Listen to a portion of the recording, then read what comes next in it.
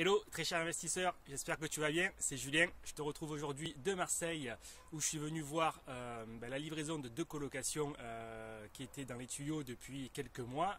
La première est louée, 4 personnes, je te mets les liens par ici, comme ça tu pourras retrouver la présentation du projet sur le papier en termes de revenus, de rentabilité et aussi en termes de décoration. Et la deuxième est aussi en train d'être totalement finie puisque déjà 2 locataires ont été trouvés sur les 4.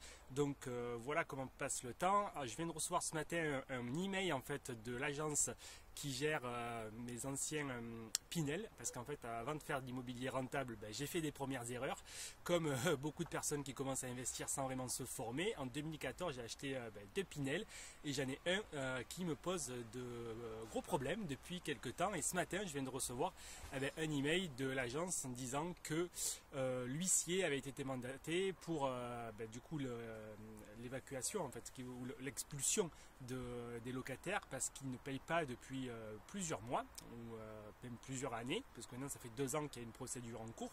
Et donc je me suis dit que c'était peut-être des informations intéressantes que je pouvais vous partager pour vous éviter de faire ces mêmes erreurs. Alors qu'est-ce qui se passe? En 2014 j'ai acheté un Pinel parce que du coup je ne savais pas vraiment comment investir et je voulais défiscaliser mes impôts de salariés. J'ai pas trop du coup réfléchi au prix du marché, j'ai pas trop réfléchi à la rentabilité, mais plus à l'économie d'impôt que ça pouvait me générer. Aujourd'hui évidemment je ferai les choses totalement différemment, mais on ne peut pas sortir si facilement d'un programme Pinel. Heureusement en 2014 je peux en sortir dans 6 ans, donc l'année prochaine je l'espère pouvoir tourner la page de cet investissement assez coûteux. Donc aujourd'hui on en est une situation où j'ai un nouveau locataire depuis 2 ans maintenant, et dès les premiers mois en fait cette personne a commencé à payer le loyer un peu quand elle le voulait, comme elle voulait. Voilà, donc le loyer est de 600 € pour un programme Pinel, c'est relativement bien parce que s'il paierait, ça me coûterait au final, charges inclus, etc., 200 €. Donc là on en est c'est pas le cas parce que du coup il paye pas. Mais à la base c'était peut-être pas si dégueulasse que ça. Tout ça pour dire que ce monsieur paye quand il veut.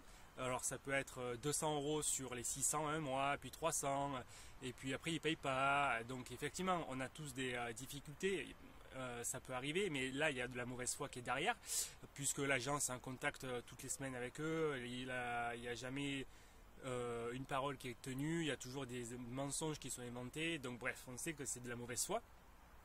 Heureusement pour moi, du coup il y a une assurance que j'avais utilisée dès le départ, assurance loyer impayé, ce qui fait qu'au final j'ai uniquement un décalage de trésorerie. C'est l'assurance qui prend en charge du coup le remboursement des loyers qui sont impayés, c'est le principe. Et en plus cette assurance va mandater l'huissier, et l'huissier lui va mandater la police. Donc moi en fait j'ai absolument rien à faire. Donc c'est quand même beaucoup plus pratique. J'ai juste à attendre quelque part la trésorerie qui rentre comme elle aurait dû, même s'il y a un décalage de 2-3 mois en fonction des montants, en fonction de s'il paye une partie ou pas du tout.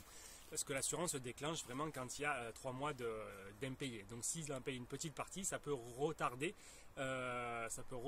du coup le paiement de l'assurance. À la limite, il vaut mieux pas qu'il paye que qu'il paye une petite partie. Et donc tout ça c'est pris en charge du coup par l'assureur.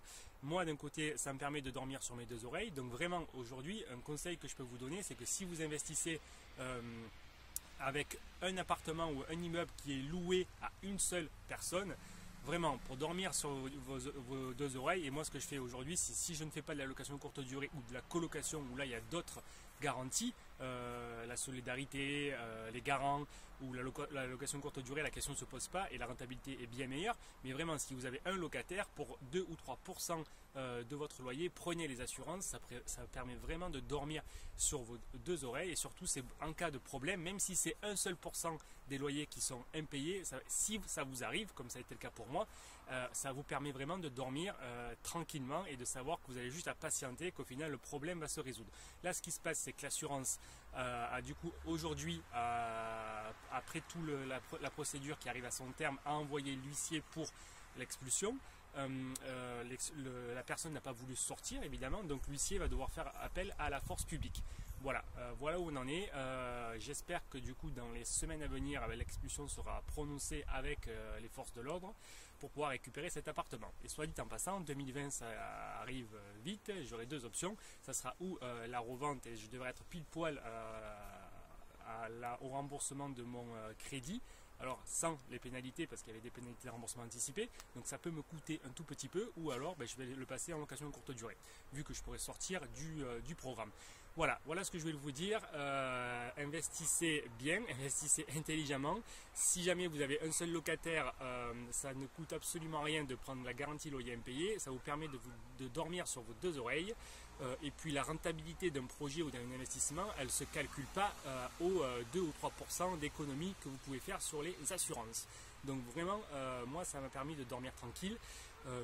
J'espère que du coup ça vous donnera des idées et de la sécurité pour la suite. Je vous invite du coup à vous abonner à la chaîne si vous voulez avoir un peu plus de conseils en immobilier. Je vous mets aussi un lien au-dessous de la vidéo si vous voulez prendre un rendez-vous téléphonique pour faire le point sur votre situation et voir comment est-ce que je peux peut-être participer à votre développement, à votre avancée pour vous aider à avoir des investissements beaucoup plus rentables que celui-là. Aller sur des stratégies d'exploitation qui vont maximiser votre cash flow, qui vont décupler votre rentabilité. Donc voilà, si vous voulez en savoir plus, le lien est en description. Je vous invite à vous abonner à la chaîne et à partager la vidéo si ça vous a plu. Bye bye!